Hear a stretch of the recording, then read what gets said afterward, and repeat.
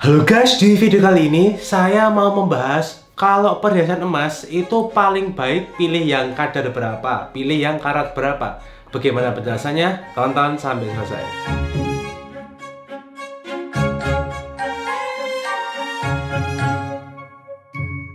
Tolong bantu saya dengan tekan tombol like dan berikan komen untuk tanda dukungan kamu untuk channel ini agar terus berkembang sehingga semakin banyak teman-teman yang terbantu dengan channel ini. Terima kasih banyak ya. Bagi kamu yang belum subscribe dan bunyikan loncengnya, langsung subscribe dan bunyikan loncengnya sekarang, karena saya tuh tidak selalu upload tuh video kayak gini. Saya terkadang itu buat harus update. Caranya klik di komunitas atau community itu di tabnya. Klik aja, dimana saya akan update menurut grafik analisis pergerakan harga emasnya ini range-nya di berapa akan kemana. Saya itu memberi info itu di sales update ya. Jadi bagi kamu yang belum subscribe dan bunyikan loncengnya, langsung subscribe dan bunyikan loncengnya. Sebelum saya bahas, saya tuh pengen tahu kalau kamu biasanya beli perhiasan emas itu kadarnya atau karatnya berapa sih? Tolong tulis di kolom komentar ya guys. Bagi kamu yang baru mampir ke channel ini dan belum nonton video saya yang ini, bisa nanti tonton video saya yang part 1 tentang perhiasan emas. Dan ini adalah part 2 nya guys.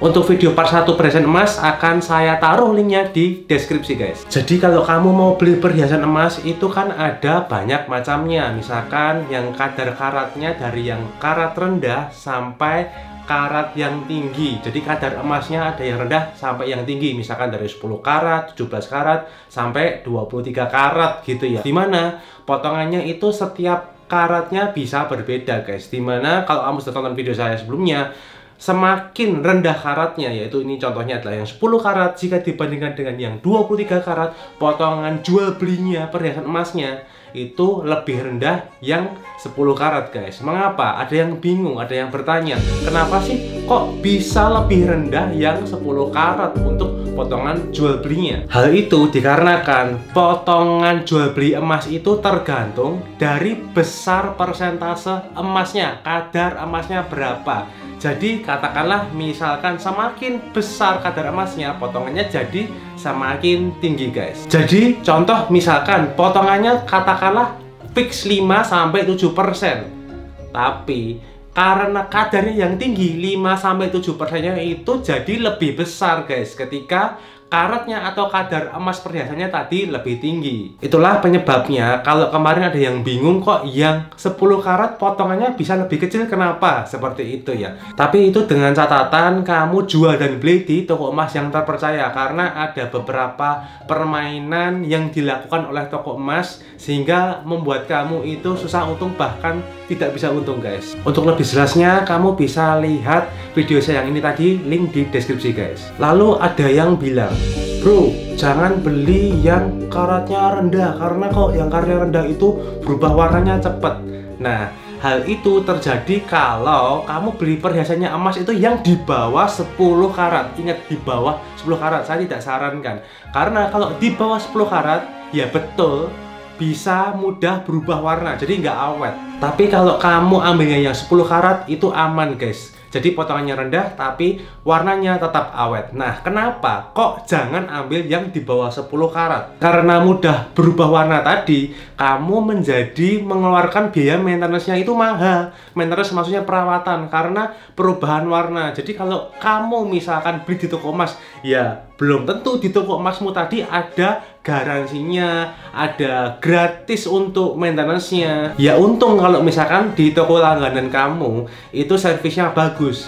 Ya misalkan kamu dapat toko yang dikit-dikit keluar biaya, malah bonyok guys, nggak jadi untung. Jadi kalau kamu mau beli perhiasan emas, penting untuk mencari toko yang servisnya bagus. Kalau misalkan batunya hilang ada garansinya, itu penting guys. Jadi emas perhiasanmu itu bisa benar-benar menjadi alat investasi dan juga bisa dipakai sehari-hari jika kamu membeli di toko emas yang tepat guys. Jadi bagi para suami sebenarnya tidak perlu khawatir kalau punya istri itu punya hobi atau sukanya beli perhiasan emas, karena kalau belinya di toko yang tepat, beli kadar yang tepat, itu malah bisa menjadi menjadi sarana investasi. Jadi jangan pernah larang lagi istrimu kalau mau belanja perhiasan emas kalau sudah tonton video ini guys. Karena jika dibandingkan kalau beli barang-barang mewah lainnya, barang branded lainnya, itu bukan termasuk sarana investasi guys.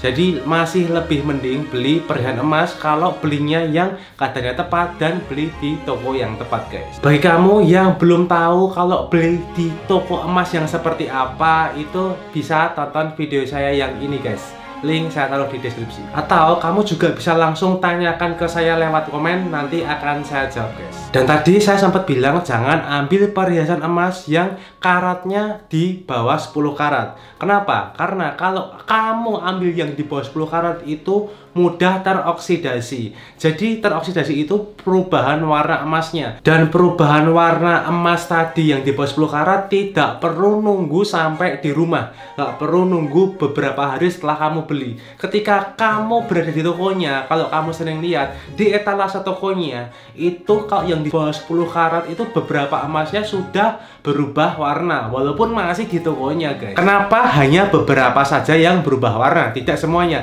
Karena beberapa emas di bawah 10 karat tadi sudah disepuh ulang oleh tokonya guys. Perhiasan emas di bawah 10 karat yang berubah warna karena teroksidasi tadi, jika disepuh ulang atau di chrome ulang, akan kelihatan menjadi baru lagi. Tetapi karena kadar emasnya terlalu rendah di bawah 10 karat, dalam beberapa saat setelah di chrome atau disepuh pun itu sudah berubah warna kembali guys. Dan cara memaintenance atau perawatan toko emas terhadap perhiasan emas di bawah 10 karat itu selalu disepuh. Sedangkan kita kalau di rumah tidak bisa disepuh terus kan ya. Maksudnya kalau di toko mereka bisa memaintain dengan metode mereka, tapi kalau kita tidak bisa memaintain sendiri. Jadi batas terendahnya itu adalah 10 karat. Kalau masih di 10 karat perhiasan emasnya itu masih aman guys. Tapi kalau di bawah 10 karat itu berubah warna. Dan jika ada yang bertanya membandingkan lebih untung mana beli perhiasan emas dibandingkan dengan beli emas batangan yang ukurannya mini atau ukurannya sangat kecil seperti contohnya misal 0,1 gram. Jawabannya, kalau kamu beli di toko emasnya yang tepat dan kadarnya tepat, lebih untung perhiasan emas guys, ambilnya untuk investasi. Lalu yang kedua, ada yang bertanya, lebih untung mana beli perhiasan emas yang sudah tepat tadi dibandingkan beli emas batangan yang merek ongkos sertifikatnya tinggi? Lebih untung tetap yang perhiasan emas kalau kadarnya tepat dan beli di toko yang tepat. Nah, tapi ada yang bisa lebih untung lagi, yaitu yang potongannya lebih kecil. Dibandingkan kamu beli perhiasan yang sudah tepat tadi, kamu bisa beli, tapi ini bukan perhiasan guys, beli emas batangan yang ongkos sertifikatnya itu rendah, yang potongan jual belinya rendah. Kalau kamu belum tahu itu apa, kamu bisa tanyakan ke saya di kolom komentar, nanti saya bantu jawab guys. Bagi kamu yang belum tonton video saya tentang emas mini, bisa tonton video ini guys. Nanti linknya saya taruh di deskripsi. Dan sebenarnya tidak ada baik buruknya mau ambil yang berapa karat. Mau yang ambil yang karat yang 10K, 17K, 23K, itu tidak ada baik atau buruknya. Kenapa? Karena kembali lagi tergantung tujuan awalnya dan budgetnya. Misalkan mau investasi, ya ambil yang potongan rendah, yaitu ambil yang 10K.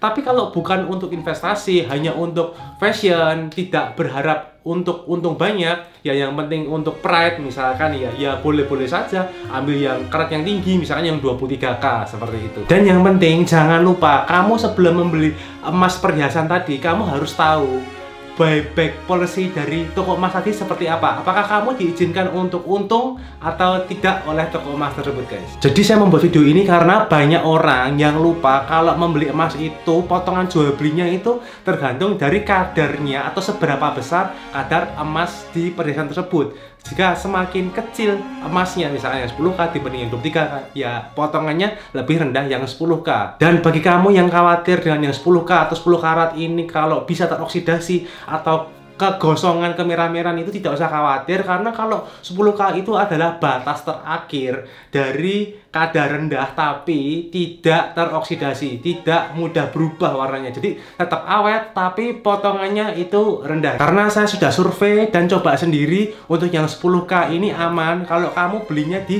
toko emas yang terpercaya. Jadi untuk rekapnya, kesimpulannya, untuk solusi atau tips untuk investasi perhiasan. Yang pertama, belilah di toko yang terpercaya, toko yang harganya transparan, toko yang harga jual beli sudah pasti, seperti kamu misalkan beli falas. Jadi toko yang bisa kasih garansi ketika rusak melalui sistem member misal, atau garansi waktu pembelian. Jadi misalkan kayak ada perhiasanmu itu tadi batunya copot, itu ada garansinya guys. Jadi tidak dikenakan charge kalau masih dalam periode garansi itu misalnya. Yang kedua, kadar yang tidak mudah pudar dan oksidasi. Itu yang saya sebutkan tidak di bawah 10K atau 10 karat.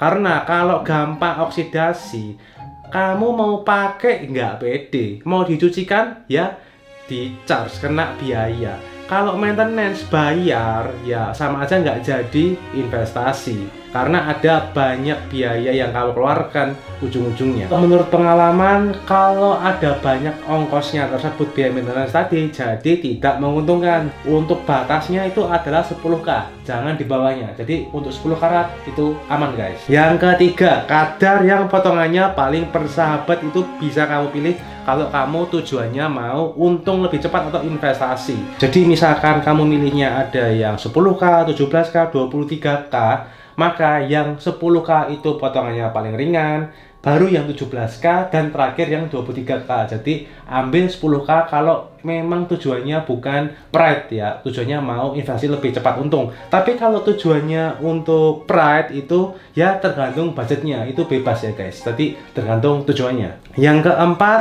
barang yang tidak mudah rusak. Jadi kita sebelum memutuskan untuk membeli harus tahu perhiasan itu macam-macamnya, dan harus tahu mana yang mudah rusak, mana yang tidak.